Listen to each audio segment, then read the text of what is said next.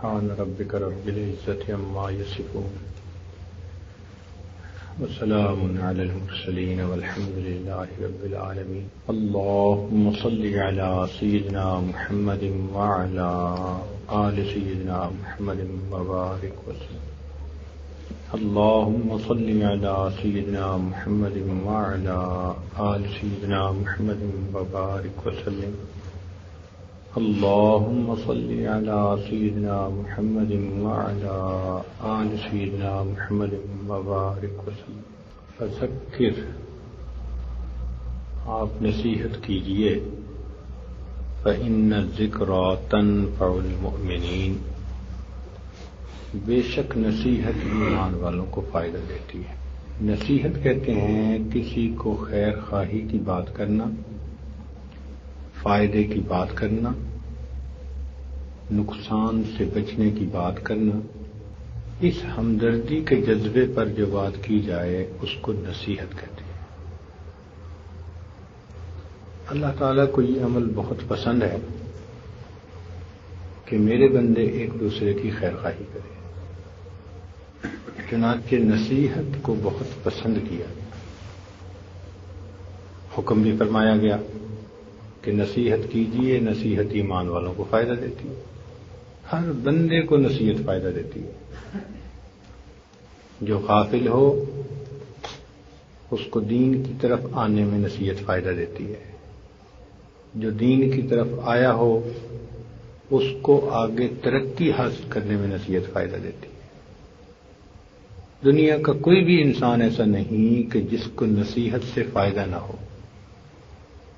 حتیٰ کہ حضرت حکیم الامت حضرت اقدس تھانوی رحمۃ اللہ علیہ نے لکھا ہے کہ خطیب اگر اس بات پر خطبہ دے جس کی کمی وہ اپنے اندر محسوس کرتا ہے تو اس نصیحت کرنے سے اس کو اپنی ذات کو فائدہ ہو جاتا ہے. یعنی نصیحت کی بات ایسی اعلیٰ چیز ہے کہ دوسروں کو تو فائدہ دیتی ہی ہے، اپنی ذات کو بھی فائدہ ہوتا ہے. چنانچہ اللہ تعالیٰ اس چیز کو اتنا پسند فرماتے ہیں کہ حضرت سلیمان علیہ السلام کا لشکر جا رہا تھا اور راستے میں چیونٹیاں چل رہی تھیں، تو ان میں سے ایک چیونٹی نے دوسروں کو کہا کہ جلدی سے اپنے بلوں میں گھس جاؤ، ایسا نہ ہو کہ سلیمان علیہ السلام کا لشکر تمہیں پاؤں کے نیچے کچل دے. تو ان میں سے ایک چیونٹی نے کہا یا ایتھا النمل ادخلوا مساکنکم، اے چیونٹیوں تم اپنے بلوں میں سوراخوں میں چلی جاؤ. اب سوچئے کہ ایک چیونٹی اگر دوسری چیونٹی کی خیر خواہی کرتی ہے، اس کا تذکرہ اللہ تعالیٰ قرآن مجید میں فرماتے ہیں اور اس سورت کا نام بھی النمل، چیونٹی کے اوپر رکھتے ہیں. تو انسانوں کی خیر خواہی کریں گے تو اللہ کو کتنا پسند آئے. اس لیے ہمارے اسلاف میں شروع سے یہ طریقہ رہا کہ گھر ہو یا باہر ہو، مسجد ہو یا مدرسہ ہو، ہر ایک کے ساتھ خیر خواہی اور نصیحت کی بات کرتے رہتے. چنانچہ پہلے وقت میں باپ اپنے بیٹوں کو نصیحتیں کیا کرتے تھے. آج تو وہ وقت آ گیا نا کہ بیٹے باپ کو نصیحتیں کرتے ہیں. اگر باپ بولنے لگے تو کہتے ہیں ابا چپ کر بندیاں نو گل کرن دے. یعنی جیسے باپ تو بندہ ہی نہیں نا. حالت یہ ہو گئی. مگر ایک وقت ایسا تھا کہ جب باپ اپنے بیٹوں کو نصیحت کرتے تھے. آج ماں باپ ہی دین والی زندگی نہیں رکھتے، وہ اپنے بچوں کو نصیحتیں بھی کیا کریں گے. دنیا داری اتنی آ چکی، حتیٰ کہ کئی جگہوں پر اولاد دیندار بننا چاہتی ہے تو ماں باپ ان کے راستے میں رکاوٹ بن گئے. مگر پہلے وقتوں میں مائیں اپنے بچوں کو نصیحت کرتی تھیں. اس کی دلیل کہ حضرت شیخ عبد القادر جیلانی رحمۃ اللہ علیہ جب گھر سے چلے علم حاصل کرنے کے لیے تو ماں نے ان کو نصیحت کی تھی کہ بیٹا ہمیشہ سچ بولنا. اب بتائیں کہ ماں کی نصیحت تھی کہ بیٹا سچ بولنا، اور راستے میں ڈاکوؤں نے لوٹا، بیٹے نے سچ بولا، جس کی وجہ سے اللہ تعالیٰ نے ان ڈاکوؤں کو توبہ کی توفیق عطا فرما دی. یہ ایک ماں کی نصیحت کا اثر تھا. والد نصیحت کرتے تھے. چنانچہ امام زین العابدین رحمۃ اللہ فرماتے ہیں کہ میرے والد امام باقر رحمۃ اللہ علیہ مجھے نصیحتیں کی، بیٹا چند شخصوں کے ساتھ دوستی مت کرنا، حتیٰ کہ اگر راستہ چلتے ہوئے چلنا بھی پڑے تو مت چلنا، راستے میں بھی ساتھ نہ چلنا. کون کون سے؟ فرمایا کہ ایک تم بے وقوف سے دوستی نہ کرنا، اس لیے کہ وہ تمہارا فائدہ کرنا چاہے گا اور تمہارا نقصان کر بیٹھے گا. ہے جو بے وقوف. مشہور واقعہ ہے کہ ایک بندے نے ریچھ پالا ہوا تھا، تو اس کے دل میں خیال آیا کہ بھئی میں جب دوپہر کو سوتا ہوں گرمی ہوتی ہے تو ریچھ کو پنکھا کرنا کیوں نہ سکھاؤں. اس نے ریچھ کو پنکھا کرنا سکھایا. اب مالک سو جاتا اور ریچھ پنکھا کرتا. لوگوں نے منع بھی کیا، بھئی یہ جانور ہے، اس کے ساتھ ایسا معاملہ نہ کرو. اس نے کہا نہیں، میں نے اسے سکھا دیا. چنانچہ کچھ دن تو ایسا چلتا رہا. ایک دن مالک سویا ہوا تھا اور ریچھ پنکھا کر رہا تھا. آ گئی ایک مکھی. وہ اس سوئے ہوئے بندے کے کبھی ماتھے پہ بیٹھے، کبھی ناک پہ بیٹھے. اب اس ریچھ نے اس مکھی کو اڑانے کی بڑی کوشش کی. وہ بھی مکھی تھی، کہاں ہلتی تھی. مگس ہرگز نہ خواہد رفت از دکان حلوائی. ایک حلوائی کی دکان سے مکھی نہیں جاتی، اور ایک کبھی کبھی کسی چہرے پہ بیٹھ جائے تو پھر بھی نہیں جاتی، ہٹاؤ تو بھی نہیں ہٹتی. تو جب اس نے کئی دفعہ اس کو ہٹایا اور مکھی نہ ہٹی تو ریچھ کو غصہ آیا. اس نے کہا اچھا میں اس مکھی کی خبر لیتا ہوں. چنانچہ ایک پتھر بھاری سارا پڑا تھا، اس نے اٹھایا اور اس مکھی کو دے مارا اور اپنے مالک کے دماغ کھوپڑی کا کچی عمر نکال دی. تو اپنی طرف سے تو اس نے مارا مکھی کو، لیکن اتنی عقل نہیں تھی کہ آگے اس کے سر کا کیا بنے گا. تو فرمایا کہ بے وقوف سے دوستی نہ کرنا، وہ فائدہ پہنچانا چاہے گا الٹا نقصان پہنچا بیٹھے. اور دوسرا فرمایا جھوٹے سے دوستی نہ کرنا، جھوٹے سے دوستی نہ کرنا. اللہ اکبر. دیکھیں میں آپ کو ایک بات بتاؤں، 3 باتیں بچوں کی تربیت کا نچوڑ ہے. 3 باتیں جو چاہے نا کہ میں اپنے بچوں کی اچھی تربیت کروں. 3 باتیں اگر ان 3 باتوں کو اس نے کر لیا تو یوں سمجھ لے میں نے اپنے بچوں کی پوری تربیت کر دی. 3 نقطے کی باتیں.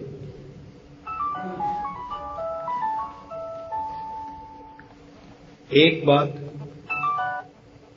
کہ بچوں سے یہ کہے کہ تم نے ہمیشہ سچ بولنا ہے. مجھے ہر غلطی گوارا ہے، جھوٹ گوارا نہیں.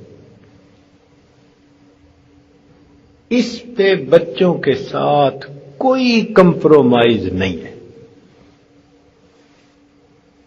ہر غلطی کو برداشت کر جائے، جھوٹ برداشت نہ کرے. کہ بچوں ہمیشہ سچ بولنا ہے. نبی علیہ السلام نے ارشاد فرمایا مومن سب کچھ ہو سکتا ہے مگر جھوٹا نہیں ہو سکتا. تو یہ صدق مقال بڑی اہم بات ہے. لیکن آج کے دور میں ماں باپ بچوں کو یہ نصیحت کیسے کریں جب خود ان کے سامنے جھوٹ بولتے ہیں؟ تو بچوں کو نصیحت کیسے کریں گے؟ خود سچ بولیں گے تو بچوں سے وعدے لیں گے نا. یہ بڑی اہم بات ہے، اس لیے کہ غفلت والی زندگی کی ابتدا ہی جھوٹ سے ہوتی ہے. وہ اپنی ایک حرکت کو چھپانے کے لیے ایک جھوٹ بولتا ہے، پھر جھوٹ کو چھپانے کے لیے اس کو کئی جھوٹ بولنے پڑتے ہیں، پھر اتنے زیادہ جھوٹوں کو چھپانے کے لیے اور زیادہ جھوٹ بولنے پڑتے ہیں، پھر اتنے جھوٹوں کو چھپانے کے لیے اور زیادہ جھوٹ بولنے پڑتے ہیں. تو ایک نصیحت بچوں کو کیا کرے؟ سچ بولنا ہے. جھوٹ پہ تو کمپرومائز ہے ہی نہیں، سچ بولنا ہے، پکی بات ہے. جو مرضی ہو جائے، حالات جو مرضی ہو، مگر بچوں کو کہے کہ بیٹو سچ بول.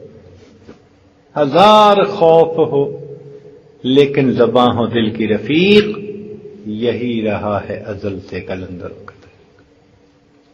ایک تو یہ نصیحت، اور دوسری نصیحت 5 وقت کی نماز. اس پہ کوئی کمپرومائز نہیں. میں تھکا ہوا ہوں، میرا ہوم ورک زیادہ ہے، مجھے رات کو نیند نہیں آئی تھی، میں فجر میں جاگ نہ سکا، نہ کچھ قابل قبول نہیں. بڑا نقصان بچہ کر دے برداشت کریں گے، لیکن 5 نمازوں میں اگر وہ سستی کرے، یہ بات قطعاً قابل قبول نہیں. اس کا ایک تو ہے نا دینی فائدہ کہ صلحاء کے چہرے کا نور آئے گا اور اس کے اندر برکتیں آئیں گی. ایک فائدہ یہ بھی ہے کہ 5 وقت کی نمازوں سے اس کی زندگی کی ترتیب سنور جائے گی، اس میں ٹائم کی پابندی آ جائے گی. جب نمازوں کی پابندی نہیں ہوتی پھر ٹائم کی بھی پرواہ نہیں ہوتی. تو 5 وقت کی نماز اپنے وقت پہ باجماعت ادا کرنا، اس کے اوپر کوئی کمپرومائز نہیں، رعایت ہے ہی نہیں. اور اگر تکبیر اولیٰ ہو تو سبحان اللہ، پھر کیا ہی بات ہے، نور علی نور ہے. اور تیسری چیز خدمت کرنا. بچے کو ہمیشہ انسان ایسا بنائے کہ وہ دوسرے کی خدمت کر کے خوش ہو. کئی بچے ہوتے ہیں نا، ان کو کام کرنا بوجھ نظر آتا ہے، مصیبت نظر آتی ہے. نہیں، بچے کو کہنا نہیں، خدمت، اس کو عظمت سمجھو. جب چھوٹا بڑے کی خدمت کرے، بچے ماں باپ کی خدمت کریں اپنے، تو اس خدمت کی وجہ سے خود بخود اس بچے کے اندر عاجزی آ جاتی ہے، عجب اور تکبر کی جڑ کٹ جاتی ہے جس بچے نے خدمت کرنے کا کام اپنے ذمہ لے لیا.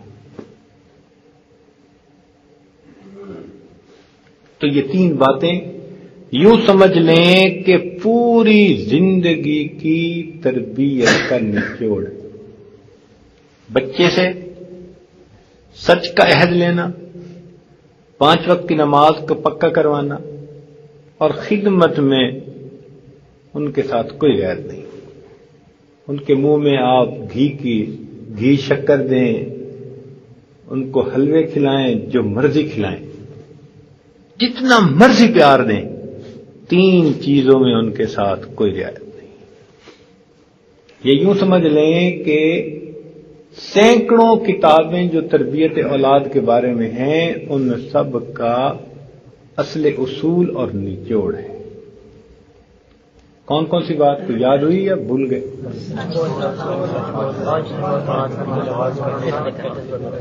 سچ بولنا، 5 وقت کی، اور دوسروں کی. بس جس بچے میں یہ 3 باتیں آ گئیں، آپ سمجھ لو کہ یہ اپنے وقت میں اللہ تعالیٰ کا ولی بن جائے گا. یہ ایسی صفتیں ہیں.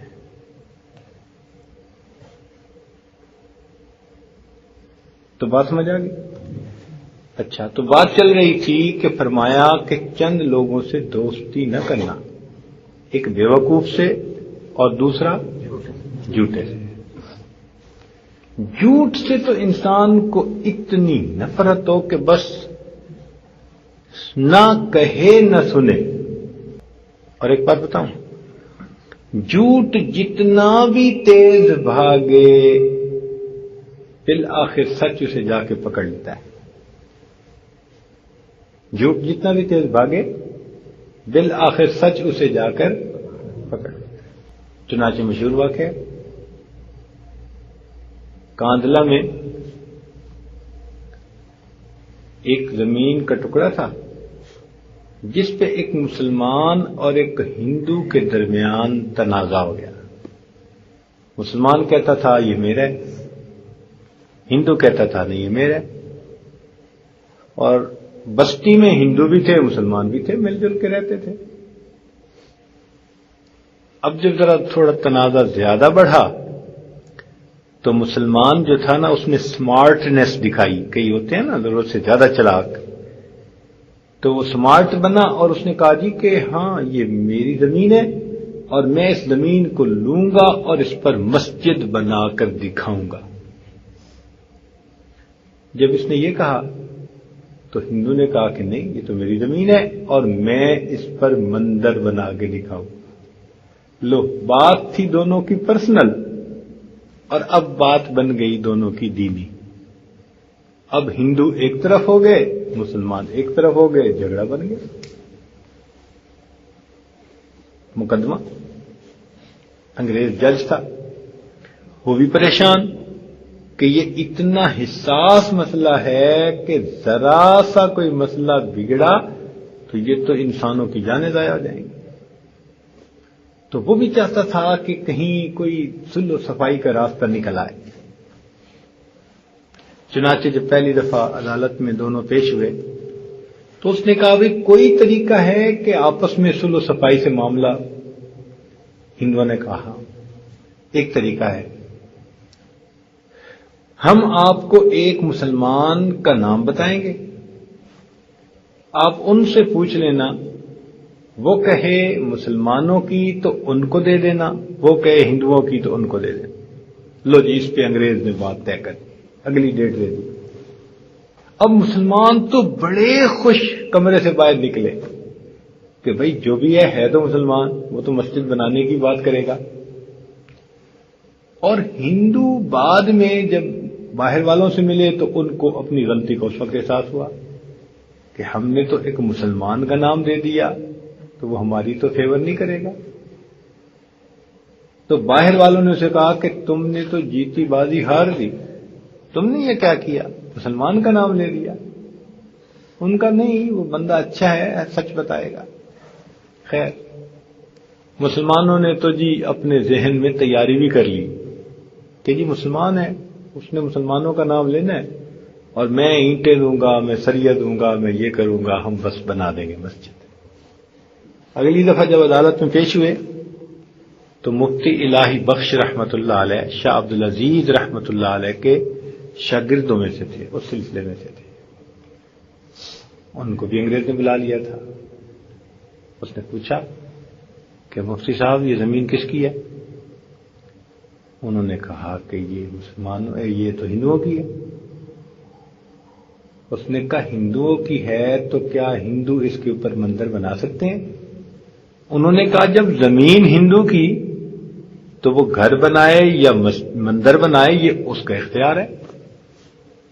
اب اس گواہی کو سن کر انگریز نے فیصلہ لکھا. فیصلے میں کہا کہ آج کے اس مقدمے میں مسلمان تو ہار گئے مگر اسلام جیت گیا. مسلمان ہار گئے لیکن اسلام جیت گیا. جب اس نے یہ فیصلہ پڑھ کے سنایا تو ہندوؤں نے بھی سنا. وہ کہنے لگے کہ جج صاحب آپ نے تو اپنا فیصلہ سنا دیا، ہمارا بھی فیصلہ سن لیں. اس نے کہا آپ لوگوں کا کیا فیصلہ؟ کہ ہمارا فیصلہ یہ ہے کہ جب اسلام جیت گیا تو ہم بھی کلمہ پڑھ کر مسلمان ہوتے ہیں اور اس جگہ مسجد بنانے کا ہم اعلان کرتے ہیں.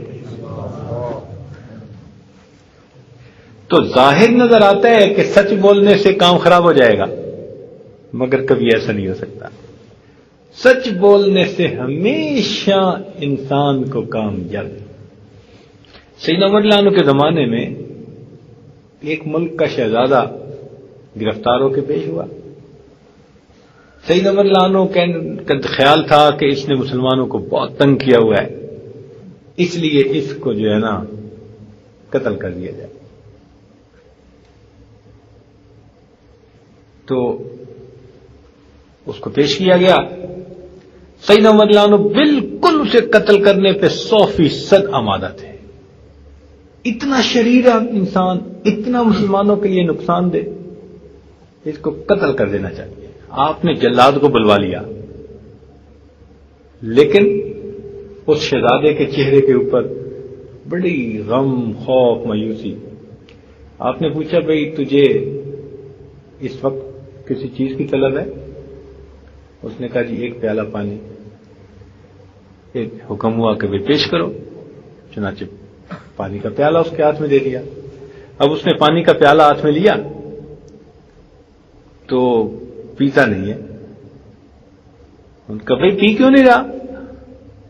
اس نے کہا جی مجھے ڈر لگ رہا ہے کہ اگر میں پانی کا پیالہ پینے لگوں گا تو آپ میری گردن اڑانے کا اشارہ کر دیں گے. تو آپ نے فرمایا کہ نہیں، جب تک تو پانی پی نہیں لیتا اس وقت تک تیری گردن نہیں اڑاتے. جب آپ نے یہ کہا نا جب تک تو یہ پانی پی نہیں لیتا ہم تیری گردن نہیں اڑائیں گے، وہ ایسا چلاک بندہ، اس نے وہ پانی زمین کے اوپر ڈال دیا. کہنے لگا امیر المومنین اب آپ مجھے قتل نہیں کر سکتے. آپ کا قول یہ تھا جب تک تو یہ پانی پی نہیں لیتا ہم تجھے نہیں قتل کریں گے. اب عمر رضی اللہ عنہ نے قول دیا ہوا تھا. کوئی ہم جیسا ہوتا وہ کہتا دفع ہو پڑے، لیکن وہ عمر بن الخطاب رضی اللہ عنہ تھے، قول کا پاس کیا. کہنے لگے ہاں میں نے بات تو یہی کر دی تھی کہ جب تک تو یہ پانی نہیں پیے گا تجھے نہیں قتل کروں گا. تو اب میں تجھے قتل تو نہیں کر سکتا، چل میں نے تجھے چھوڑ دیا. تو جب آپ نے اس کو کہا کہ میں تجھے قتل نہیں کر سکتا تو میں نے تجھے چھوڑ دیا. تو وہ کہتا ہے کہ حضرت آپ نے مجھے قتل کا حکم دیا تھا، اس وقت اگر میں کلمہ پڑھ لیتا تو لوگ سمجھتے کہ موت کے ڈر سے اس نے کلمہ پڑھا. میں نے ایک ایسی ترتیب لگائی کہ اب آپ عاجز ہو گئے مجھ سے قتل کرنے پہ، تو آپ نے تو مجھے چھوڑ دیا. میں اب اعلان کرتا ہوں کہ جس مذہب میں دین میں اتنا سچ کا ساتھ ہے میں بھی کلمہ پڑھ کے اسی مذہب کو قبول کرتا ہوں. چنانچہ وہ مسلمان ہوا. کتابوں میں لکھا ہے کہ عمر رضی اللہ عنہ اس شہزادے سے کئی مرتبہ امور خلافت میں مشورے فرمایا کرتے تھے، اتنا ذہین تھا وہ. تو دیکھو سچ جو ہے نا وہ سچ ہے. تیسرا فرمایا کہ تم فاسق سے دوستی نہ کرنا. کیوں؟ اس لیے کہ وہ تمہیں ایک لقمے سے بھی کم میں بیچ دے گا. کیا مطلب؟ ایک لقمہ تو پھر بھی سمجھ میں آتا ہے. تو فرمایا ایک لقمے سے کم سے یہ مراد کہ ایک لقمے کی امید پہ بیچ دے. اچھا خیر، اب آئیں اپنی اصل بات کی طرف جو میں آپ سے آج کہنا چاہ رہا تھا. لقمان علیہ السلام ایک اللہ کے ولی گزرے ہیں. ظاہرہ رنگ کے کالے تھے مگر اللہ کے ہاں بڑے مقام والے تھے، حبشی تھے. میری ان کی بستی کے لوگوں سے ملاقات بھی ہوئی جس بستی میں وہ رہتے تھے. وہ شہر ابھی تک ہوگا اسی نام کے ساتھ. بہرحال وہ حبشی تھے، یعنی کالے تھے رنگ کے. وہ اپنے بچے کو نصیحتیں کرتے تھے اور ان کی نصیحتیں اللہ تعالیٰ کو اتنی اچھی لگیں کہ سورت لقمان اور اس میں ان کی بچے کو نصیحتوں کو قرآن مجید کا حصہ بنا دیا. کتنی اللہ کو پسند ہوتی ہوں گی وہ چیزیں. انہوں نے اپنے بچے کو ہزاروں نصیحتیں کی. بعض کتابوں میں تو 6000 لکھی ہوئی ہیں, بعض میں 4000 لکھی ہوئی ہیں. چلیں 4000 ہی سمجھ لیتے ہیں ہم مثال کے طور پر. تو ایک موقع پر انہوں نے اپنے بچے سے ایک بات کی جو آج آپ کو سنانی ہے. فرمان لگے کہ بیٹے, میں نے 4000 نصیحتوں میں سے 4 کو تمہارے لیے چن لیا. کیوں جی؟ کتنے میں سے کتنے کو چن لیا؟ 4000 میں سے 4 باتوں کو تمہارے لیے چن لیا. وہ میری سب نصیحتوں کا لب لباب ہے. تو بھئی اہم باتیں ہوں گی نا. تو بیٹے نے پوچھا کہ ابو وہ کون سی؟ فرمایا احفظ 40 فی 40. 4 موقعوں پر 4 چیزوں کی حفاظت کرنا. 4 موقعوں پر 4 چیزوں کی حفاظت کرنا بیٹے. پہلی بات فرمایا احفظ عینیک فی بیوت الناس. جب لوگوں کے گھروں میں جاؤ تو اپنی آنکھوں کی حفاظت کرنا. یہ اس دور کے حساب سے کہا گیا, کیونکہ اس دور میں جب لوگ آتے جاتے تھے کسی کے ہاں مہمان, تو اس آنے جانے میں بے پردگی کا بھی ڈر رہتا تھا.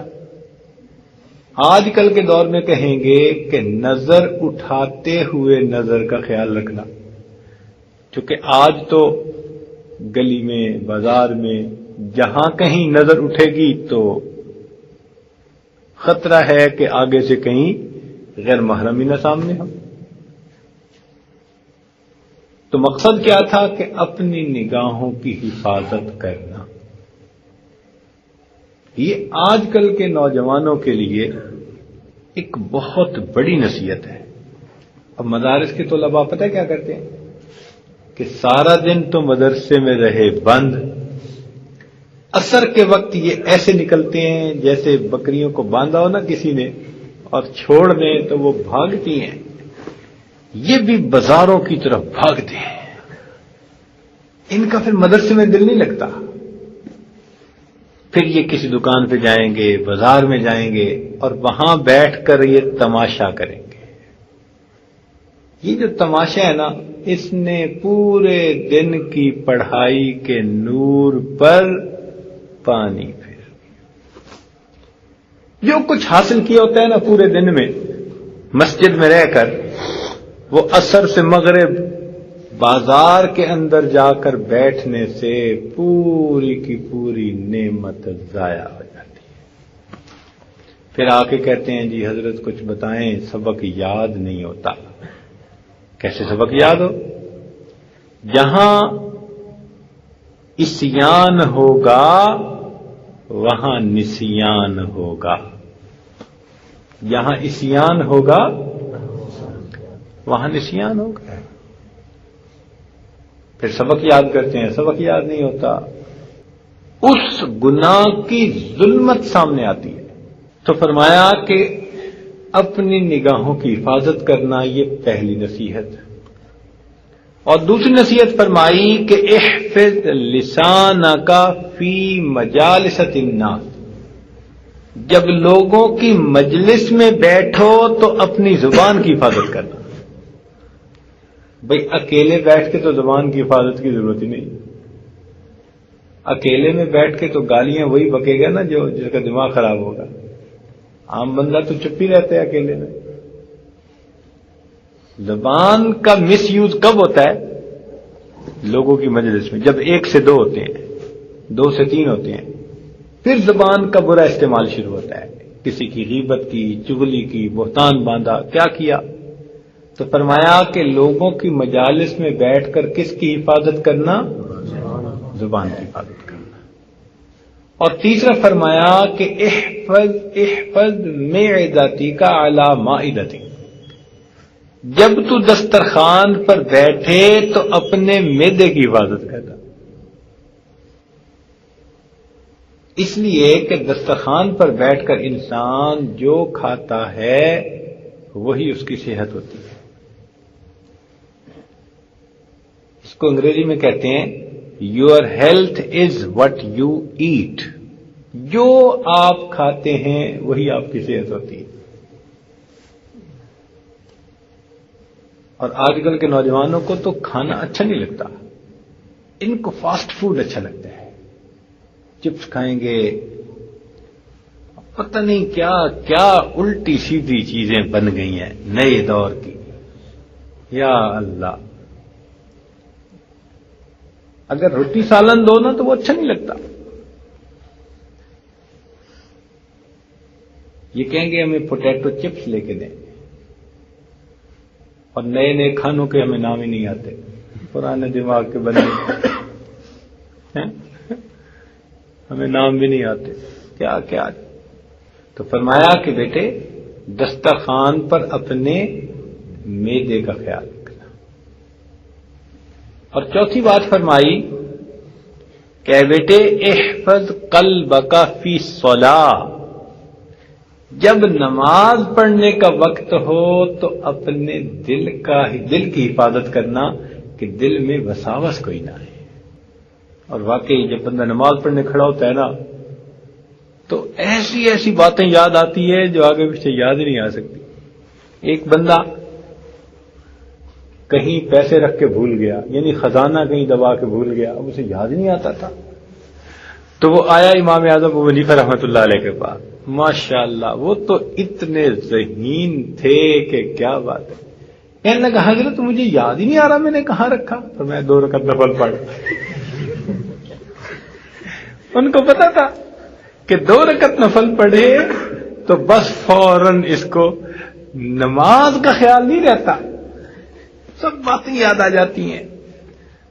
تو فرمایا کہ بیٹے نماز میں اپنے دل کا لحاظ رکھنا، یعنی خیال رکھنا، تاکہ اس میں کوئی وساوس خیالات باہر کے نہ آ سکے۔ تو بھئی یہ 4 باتیں عزیز طلباء ان کی پوری نصیحتوں کا نچوڑ ہے۔ اب آپ ذرا مجھے گنوا دیں 4 باتیں کون سی ہیں؟ آنکھوں کی حفاظت، زبان کی حفاظت، معدے کی حفاظت، اور نماز کے اندر دل کی حفاظت۔ پھر 4 باتوں کے ساتھ تھوڑا سا ضمیمہ بھی ساتھ لگا دیا، ہوتا ہے نا کہ یہ تو میرا پیپر ہے اور اس کے ساتھ میں کچھ اور بھی اضافہ لگا رہا ہوں۔ تو فرمایا کہ بیٹے 2 باتوں کا کبھی تذکرہ نہ کرنا، 2 باتوں کا کبھی تذکرہ نہ کرنا۔ ایک، اگر تو کسی کے اوپر احسان کرے تو اس احسان کا کبھی تذکرہ ہی نہ کرنا، اور دوسرا، اگر کوئی تیرے ساتھ برائی کرے تو اس برائی کا کبھی، یعنی اللہ کے لیے معاف کر دینا، جب اللہ کے لیے معاف کر دو گے تو تم اس کا تذکرہ ہی نہ کرو گے۔ تو 2 چیزوں کا تذکرہ نہ کرنا، کون سی 2 چیزیں؟ ہاں بھائی کلا، ایک تو اگر تم کسی پر احسان کرو تو اس کا تذکرہ نہ کرنا، اور دوسرا کوئی تمہارے ساتھ برائی کرے تو اس کا بھی تذکرہ کرنا۔ اور فرمایا کہ 2 چیزوں کو کبھی بھی نہ بھولنا، 2 چیزوں کو یاد نہ کرنا اور 2 چیزوں کو اتنا یاد کرنا کہ 2 چیزوں کو کبھی بھی نہ بھولنا۔ اس نے کہا جی کون سی؟ فرمایا ایک اپنے رب کو کبھی نہ بھولنا، اور دوسرا اپنی موت کو کبھی نہ بھولنا۔ ایک اللہ تعالیٰ کو کبھی نہ بھولنا، اور دوسرا، اور واقعی بات 100% سچی ہے، جو شخص ہر وقت اللہ تعالیٰ کو یاد رکھے اور ہر وقت اپنی موت کو یاد رکھے، وہ بندہ اپنے راستے سے کبھی بھی نہیں پٹڑی سے اتر سکتا۔ ہمیشہ اللہ کو یاد رکھیں اور ہمیشہ اپنی موت کو یاد رکھیں۔ جب انسان موت کو بھولتا ہے نا تو پھر وہ دنیا کے اندر الجھ جاتا ہے۔ اس لیے فرمایا اذکروا حازم اللذات الموت، لذتوں کو توڑ دینے والی چیز موت کو یاد رکھو۔ یہ موت کو بھولنے کی علامت ہے نا، کہ ادھر زلزلہ آیا اور لوگوں کے گھر گرے، لوگوں کی جانیں چلی گئیں، اور ایسے بھی لوگ تھے جو ان مکانوں کے گرے ہوئے ملبے میں سے لوگوں کی چیزوں کو لوٹ رہے تھے، اور ایسے بھی تھے کہ اگر عورتیں اس میں دب کے مریں تو ان کے ہاتھ کاٹ کر اس میں سے زیور چھین رہے تھے۔ اب یہ واقعہ پتہ نہیں کہاں تک سچا، اللہ جانے، لیکن مجھے ہمارے ایک دوست ہیں پروفیسر نصیر صاحب، انہوں نے سنایا، کہنے لگے ایک بس جا رہی تھی، ایک آدمی نے جو دیکھا تو اس کو نیچے ایک سانپ پڑا نظر آیا بس کے اندر، تو اس نے کنڈکٹر کو کہا سانپ سانپ، کنڈکٹر نے اس سانپ کو پکڑ کے جو کھڑکی تھی اس سے نیچے پھینکا، تو کہتے ہیں کہ ساتھ ہی ایک سکوٹر پہ نوجوان جا رہا تھا، وہ سانپ اس سکوٹر والے کے جسم پہ جا کے لگا اور اس میں سے کاٹا، جب کاٹا تو سکوٹر والا گرا اور مرا۔ جب پولیس نے آ کر اس بندے کو دیکھا تو اس کے سکوٹر کے پیچھے ایک کوئی چیز بندھی ہوئی تھی، ایک جیسے کچھ چیز یا بریف کیس یا جو مرضی سمجھ لو، اس کو جب کھول کر دیکھا تو زلزلے میں جو عورتیں دب کر مر گئیں ان کے ہاتھوں کو کاٹ کر لایا تھا جن میں چوڑیاں انگوٹھیاں پہنی ہوئی تھیں، اور ان کو لے کے جا رہا تھا۔ اب بتاؤ کہ کیسا پتھر دل ہوگا کہ مری ہوئی ملبے میں دبی ہوئی عورتوں کے ہاتھوں کو وہ کاٹ رہا ہے، کس لیے کہ اس میں سے اس نے چوڑیاں اور انگوٹھیاں اتارنی ہیں اور ان کو وہ اپنے بریف کیس میں بھر کے لے جا رہا۔ جب انسان اپنی موت کو بھول جاتا ہے تب وہ اس قسم کی حرکتیں کرتا ہے۔ تو دو باتیں کہیں، فرمایا بیٹے اللہ تعالی کو کبھی نہ بھولنا اور اپنی موت کو کبھی نہ۔ جب موت بھول جاتی ہے نا پھر انسان بالکل دنیا میں الجھ جاتا ہے۔ تو بھائی ان دو چیزوں کو ہم یاد رکھیں، اللہ تعالی ہمیں اپنی یاد کی توفیق نصیب فرمائے، موت کو ہر وقت یاد رکھنے کی توفیق نصیب فرمائے، اور اللہ تعالی ہمارے گناہوں کو معاف فرمائے۔ وآخر دعوانا الحمدللہ رب العالمین۔